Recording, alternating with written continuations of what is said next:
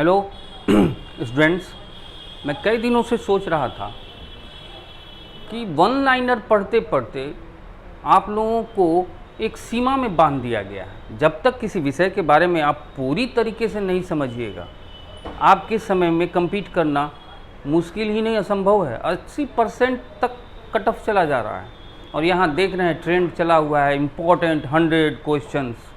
लड़के उसी के पीछे पागल हैं। गेस क्वेश्चन, किसी भी कंपटीशन का गेस क्वेश्चन होता है? नहीं होता है। इसलिए फुल फ्लेजेड ढंग से कंप्लीट पढ़ना होगा चैप्टर को, तब जाके आपको उसकी एक समझ पैदा होगी। 2-4 चीज़ जान गए और चले गए, मुंह लटकाए फिर आ गए। इससे अच्छा है कि हम पूरी चीज़ों को कंप्लीट में पढ़ें। और इस कारण से मैं चाहता हूँ कि आप लोगों को आधुनिक भारत के इतिहास, खासकर स्वतंत्रता संग्राम के बारे में एक स्पष्ट व्यू दे पाऊँ। और आप लोग लगातार अगर मेरे इस वीडियोज़ को देखते रहिएगा, चैनल को देखते रहिएगा, तो शायद आपको अच्छी पकड़ समझ आ जाएगी और आप बेहतर कीजिएगा। आज मैं आप लोगों को राष्ट्रीय कांग्रेस की स्थापना से पहले जितनी भी राजनीतिक संस्थाएं थीं, उनके बारे में मैं विस्तार से बताने जा रहा हूं और इसी से फिर आप ऑब्जेक्टिव सवाल का जवाब दे पाइएगा। इसी क्रम में कई महत्वपूर्ण संस्थाएं बनी, लेकिन अंतोगत्वा सभी उस महासमुंदर में भारतीय राष्ट्रीय कांग्रेस में विलीन हो गई। छोटी मोटी संस्थाएं बनती रहीं, चलती रहीं, लेकिन उनका कोई अखिल भारतीय स्टेटस नहीं रहा। लेकिन भारत के लोगों को आज़ाद हैं कि गुलाम हैं, इसकी समझ ही बहुत दिनों तक नहीं होती रही, कई सौ सालों तक।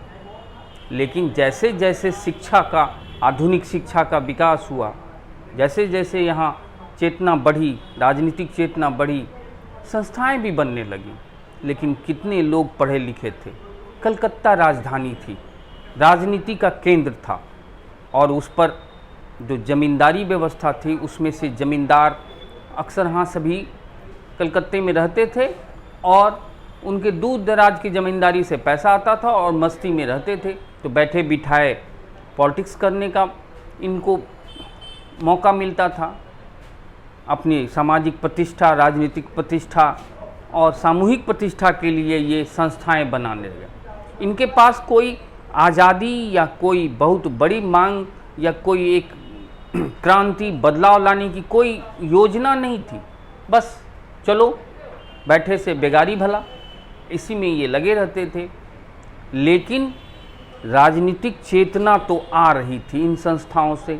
एक मध्यम वर्ग से यह चेतना निम्न वर्ग तक आने में गांधी युग का समय लग गया। लेकिन इन राजनीतिक संस्थाओं का बहुत बड़ा योगदान है कांग्रेस की स्थापना और उसके बाद के आज़ादी की लड़ाई में। इसमें हिंदू कॉलेज जो 1817 में स्थापित हुआ था, वह एक प्रगतिशील सोच वाली इंस्टीट्यूट था। उस कॉलेज में जो भी पढ़ रहे थे, जो भी लड़के थे, जहाँ थी, उसमें ओपन डिबेट जैसी बात होती थी। लोग ब्रिटिश सत्ता और उसकी तमाम चीज़ों से विचार विमर्श करते थे। इस हिंदू कॉलेज की देन है कि वहाँ से जो भी लड़के या शिक्षक होते थे, वो काफ़ी विस्तारित रूप से राजनीतिक चेतना को बढ़ा रहे थे। चूँकि शिक्षा का स्तर जो था वो पश्चिमी दुनिया से संपर्क में था। पश्चिम में क्या हो रहा है, वहाँ आज़ादी क्या है, वहाँ लोकतंत्र क्या है, लोकतांत्रिक संस्थाएं क्या हैं, इसके बारे में उनको जानकारी थी। इस कारण से इसका प्रभाव भारत में वो देख रहे थे। इसमें हिंदू कॉलेज जो 1817 में स्थापित हुआ था, एक अच्छा राजनीतिक चेतना पहुंचाने वाला इंस्टीट्यूट था। लेकिन बंग भाषा प्रकाशन सभा यह 1836 में स्थापित हुआ। ये कोई संस्था नहीं थी, लेकिन यहाँ जो कवि थे, लेखक थे, जो भी एडिटोरियलिस्ट थे, पत्रिकाओं पर लिखते थे, तो ये प्रकाशन संस्थाओं में चुप बैठते थे और वहाँ आपस में डिस्कशन करते थे कि ब्रिटिश सत्ता ये कर रही है, ये क्या कर रही है, वो क्या। ये केवल चर्चा होती थी। बंग भाषा प्रकाशन सभा 1836 में स्थापित हुआ जरूर, लेकिन ये कोई बहुत बड़ा संगठन नहीं था। ये बस लेखकों, कवियों, प्रकाशकों और इस तरह से बुद्धिजीवियों की एक संस्था थी, बैठक थी, जिसमें वो आपस में विचार विमर्श करते थे। लेकिन इसी दरमियान जमींदारों की एक हितैषी सभा सामने आई। जमींदार बैठे बिठाए, खाए पिए अघाए लोग थे। वो ब्रिटिश सत्ता से अपनी मांग के लिए एक संस्था बनाना चाह रहे थे। जमींदारों के हित में जो भी बातें होंगी उसके लिए वो मांग पत्र आदि डालने के लिए एक संस्था बनाई उन्होंने। 1838 में जमींदारी सभा, जिसे लैंड होल्डर सोसाइटी भी कहते हैं, ये जमींदारों की सभा थी। ये कोई ब्रिटिश सत्ता को चुनौती देना या उससे शिकायत करने की बात थी, बस उसे मांग पत्र देते थे कि जमींदारों के हित में साहब ये चाहिए। ब्रिटिश सत्ता को ये एप्लीकेशन देते थे, माने न माने, लेकिन जमींदारी थी, जमींदारों की सभा थी, जमींदारी सभा, लैंड होल्डर सोसाइटी। इसमें सबसे महत्वपूर्ण द्वारिका नाथ टैगोर ने भूमिका निभाई थी। द्वारिका नाथ टैगोर ये बाद की सभी संस्थाओं में केंद्रीय रूप से उपस्थित रहे। यही द्वारिका नाथ टैगोर कि टैगोर खानदान ही आगे चलकर, जिसमें रविन्द्रनाथ टैगोर हुए और आज शर्मिला टैगोर जो देख रहे हैं वो उसी खानदान की है, नाती उती इसी खानदान से जुटी, टैगोर खानदान। ये टैगोर खानदान कलकत्ता में बुद्धिजीवी और पढ़ा लिखा एक बड़ा समाज था, उसका पकड़ थी वहाँ के समाज पे। इसलिए द्वारिका नाथ टैगोर इसमें अग्रणी भूमिका निभाते हुए जमींदारी सभा में एक केंद्रीय रूप में सामने आए। लेकिन इस जमींदारी सभा में द्वारिका नाथ टैगोर ने देखा कि ये जमींदार बैठ के बस महफिल सजा रहे हैं और कुछ खास कर नहीं रहे हैं, तो उनको लगा कि यहाँ ये फालतू संस्था है। इस कारण से उन्होंने, द्वारिका नाथ टैगोर ने 1843 में एक अलग संस्था बनाई, बंगाल ब्रिटिश एसोसिएशन। इसमें भी द्वारिका नाथ टैगोर की ही केंद्रीय भूमिका थी। बंगाल ब्रिटिश एसोसिएशन एक सच्चे रूप में राजनीतिक संस्था थी, चूँकि द्वारिका नाथ टैगोर को लग रहा था कि जमींदारी सभा, वो लैंड होल्डर सोसाइटी कोई कारगर संस्था नहीं है, जो ब्रिटिश सत्ता से अपनी बात, अपनी शिकायत, अपनी इच्छा, अपने उन जो उसके विरुद्ध जो भी हो सकता था उनके अपना मनसा जाहिर कर सकें। इसलिए इन्होंने, इस द्वारिका नाथ टैगोर ने कई दूसरे अन्य लोगों के साथ मिलकर इस संस्था को बनाई। लेकिन यह संस्था बाद में जमींदारी सभा के जो लोग थे, जो लैंड होल्डर सोसाइटी के जो जमींदार थे, उनको भी लगा कि हम गड़बड़ है कुछ, तो बाद में ये बंगाल ब्रिटिश एसोसिएशन और फिर वो लैंड होल्डर सोसाइटी, ये दोनों आपस में मिल गए 1851 में और एक नई संस्था बनाते हैं, ब्रिटिश इंडिया एसोसिएशन। यह एक बहुत अच्छी संस्था थी। ब्रिटिश इंडिया एसोसिएशन 1851 में बनती है। उन दोनों के मिलन से यह संस्था काफ़ी कारगर ढंग से आगे बढ़ते हुए ब्रिटिश सत्ता के साथ अपनी बातें रखना, अपनी शिकायत करना, जनता के हित की बात करना और भी कई ऐसे राजनीतिक चर्चाएं करना, ये सब मिलके इसमें महत्वपूर्ण भूमिका निभाते हैं। वैसे इसमें राधाकांत देव और कई ऐसे लोग इसमें शामिल होते हैं जो इससे जुड़ते हैं और आगे बढ़ता है। लेकिन इधर दादा भाई नौरोजी जो एक उद्योगपति थे, बड़े औद्योगिक घराने से जुड़े हुए थे, उनके पास भी पैसा था, वे लंदन में रहते थे। लेकिन उन्होंने सोचा कि लंदन के लोगों को भारत की समस्याओं के बारे में बताया जाए कि भारत में जो राजनीतिक अधिकार हैं जनता के, वो नहीं मिल रहे हैं। भारत गुलाम है, गुलाम नहीं कहा जाए, यानी कि भारत के जनता के हितों की चर्चा नहीं हो रही है। इस कारण से दादा भाई नौरोजी ने ईस्ट इंडिया एसोसिएशन 1866 में बनाया लंदन में। दादा भाई नौरोजी ने यह ईस्ट इंडिया एसोसिएशन काफ़ी प्रबल ढंग से लंदन और उसके आसपास के लोगों को काफ़ी प्रभावित करता रहा। लेकिन इन सबों में एक प्रखर नेता के रूप में उभरते हैं सुरेंद्र नाथ बनर्जी। सुरेंद्र नाथ बनर्जी ICS एग्ज़ाम पास करने के बाद वो ट्रेनिंग के दरमियान या उनके फिजिकल टेस्ट के दरमियान घोड़ा नहीं चढ़ पाए, क्योंकि घोड़ा धोती पहन के चढ़ना था। ये बंगाली थे सुरेंद्र नाथ बनर्जी, इनको घोड़े पे अनकम्फर्टेबल महसूस करते थे, जबकि पहले जो भी ICS कम्पीट करता था उनको इन तमाम ट्रेनिंग से गुजरना पड़ता था। वो घोड़े के चढ़ने में असफल होते रहे और बाद में तंग होकर उन्होंने ICS का एग्ज़ाम छोड़ के, अपनी सारी पढ़ाई छोड़ के भारत आ गए। लेकिन ये भारत आने के बाद इन्होंने, चूँकि ये काफ़ी इनकी चर्चा थी, चूँकि ICS एग्ज़ाम उस समय लंदन में आयोजित होते थे, लंदन में ही लोग परीक्षा देते थे, भारत में नहीं थे, लेकिन भारतीय शामिल हो सकते थे, लेकिन इनको अंग्रेजी माध्यम और तमाम चीज़ों के जो ब्रिटिश रूल थे उनके अनुसार तैयारी करनी पड़ती थी। सुनील बनर्जी यहाँ आने के बाद यहाँ के युवाओं में काफ़ी लोकप्रिय हो चुके थे। इससे उन्होंने फिर से यहाँ एक राजनीतिक संस्था के रूप में एक संस्था बनाई। उसमें एक हॉट इशू था कि ICS के एग्ज़ाम में जब भारतीय अधिक शामिल होने लगे, लंदन में एग्ज़ाम होने के बाद भी भारतीय, खासकर बंगाली और जो भी थे, वो काफ़ी पास करने लगे, तो ब्रिटिशों को चिंता होने लगी कि आखिर में ये ब्रिटिश सत्ता पर जो ICS जो जिलाधिकारी बनते, दंडाधिकारी बनते, तो उनमें भारतीय आ जाएंगे तो गड़बड़ हो जाएगी। तो उन्होंने क्या किया कि भारतीयों को अलग करने के लिए उम्र सीमा घटा दी।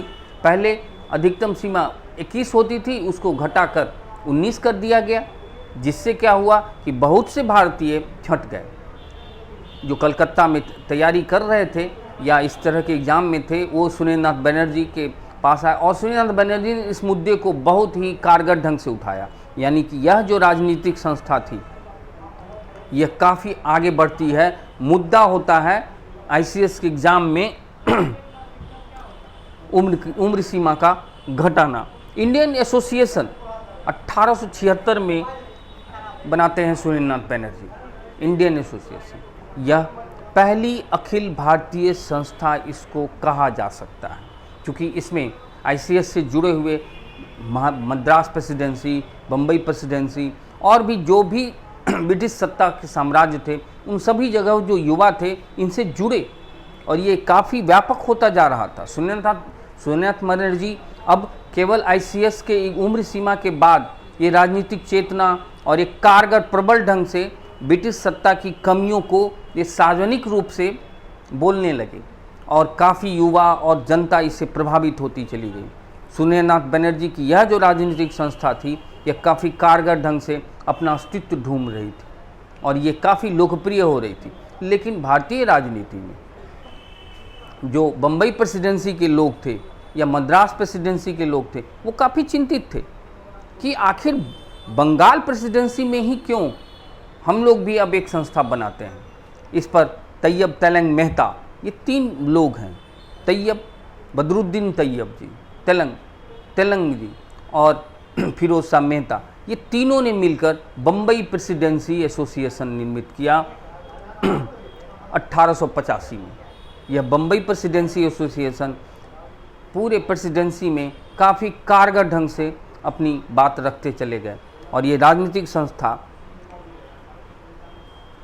अखिल भारतीय स्वरूप पाने के लिए कारगर अपना एक महत्वपूर्ण योजनाएं बनाते रहे। चूँकि इनको इंडियन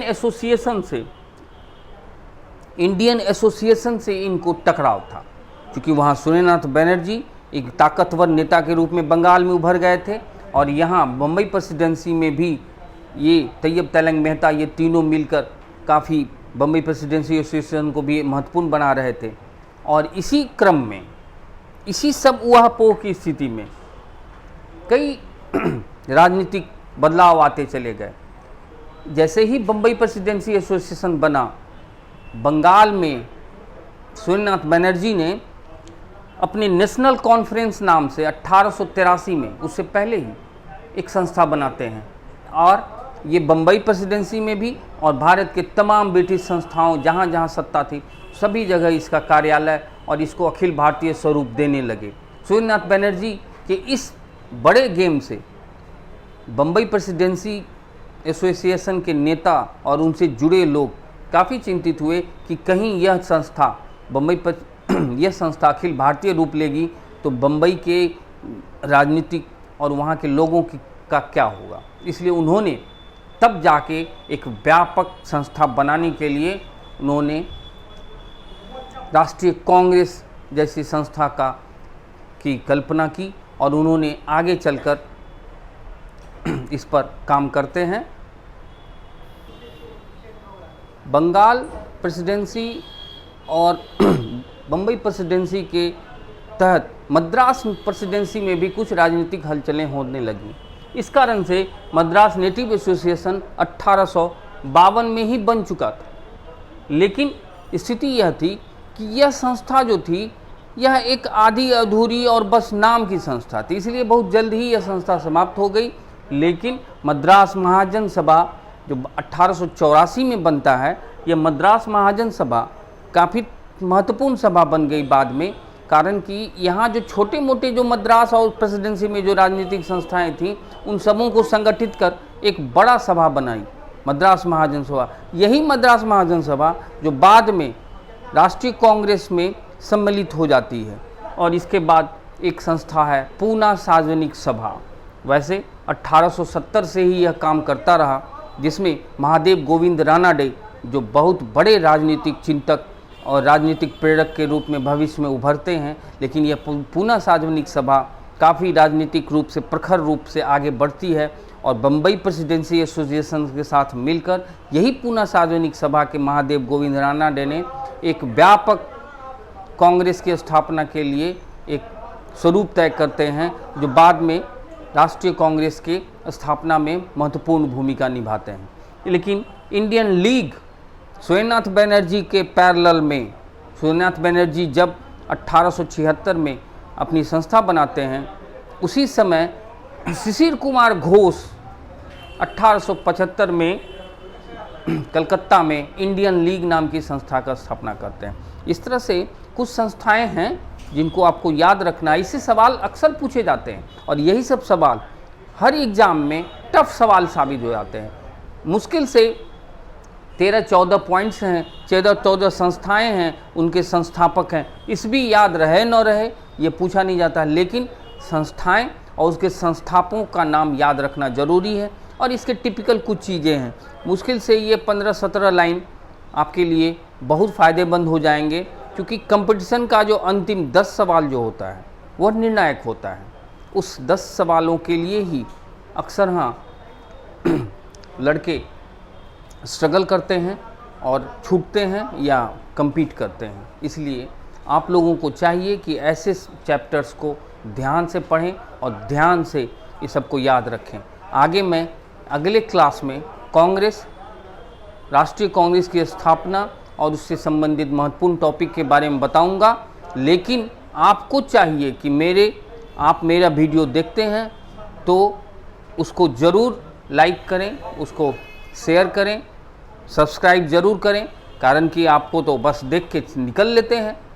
मेरी मेहनत और मेरा प्रोत्साहन कुछ नहीं होता है, आप लोगों को चाहिए कि इसलिए इसमें जुड़ें ताकि मैं और बेहतर कर सकूं, क्योंकि इसमें तो पैसा लग नहीं रहा है, बैठे बैठे चुपचाप देख लेते हैं, चल देते हैं। एक लाइक करने में क्या है, तो आपको चाहिए कि लाइक करें और शेयर करें ताकि हम बेहतर और बेहतर बता सकें। अगर नहीं कीजिएगा, नहीं होगा तो मैं आगे से बंद कर दूंगा। इसलिए आप चाहिए कि आप अच्छे से कुछ प्रोत्साहित करें ताकि मैं बेहतर कर सकूं।